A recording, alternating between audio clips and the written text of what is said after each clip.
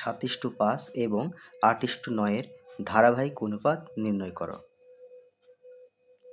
7:5 বা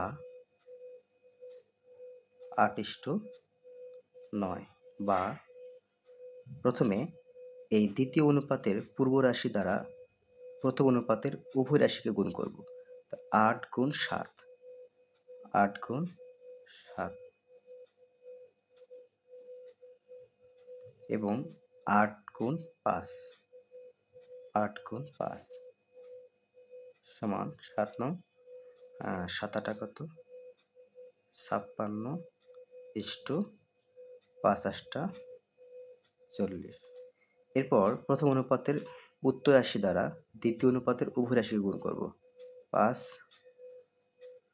5 গুণ 8, 5 গুণ 9 সমান 5 8 40 ইস্টু 5 9 45। এখানে এটা কমন আছে, তাহলে আমরা লিখতে পারি সুতরাং ধারাবাহিক